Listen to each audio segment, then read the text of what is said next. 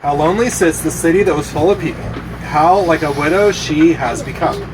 She who is great among the nations. She who was a princess among the provinces has become a slave. She weeps bitterly in the night, with tears on her cheeks. Among all her lovers, she has none to comfort her. All her friends have dealt treacherously with her. They have become her enemies. Judah has gone into exile because of affliction and hard servitude. She dwells now among the nations, but finds no resting place. Her pursuers have all overtaken her in the midst of her distress. The roads to Zion mourn, for none come to the festival. All her gates are desolate, her priests groan. Her virgins have been afflicted, and she herself suffers bitterly.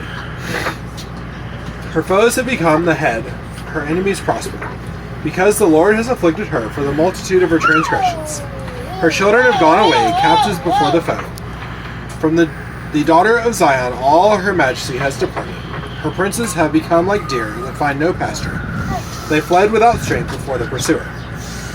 Jerusalem remembers in the days of her affliction and wandering all the precious things that were hers from days of old. When her people fell into the hand of the foe, and there was none to help her, her foes gloated over her. They mocked at her downfall.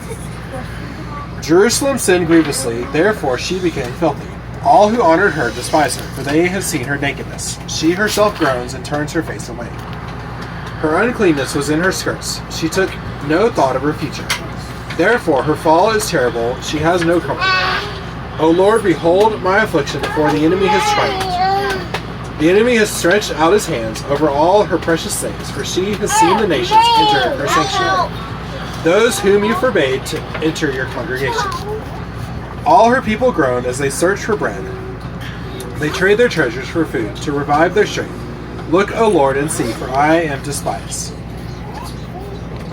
Is it nothing to you, all you who pass by? Look and see if there is any sorrow like my sorrow, which was brought upon me, which the Lord inflicted, on the day of his fierce anger. From on high he set fire into my bones. He made it descend. He spread a net for my feet. He turned me back. He has left me stunned, faint all the day long. My transgressions were bound into a yoke. By his hand they were fastened together.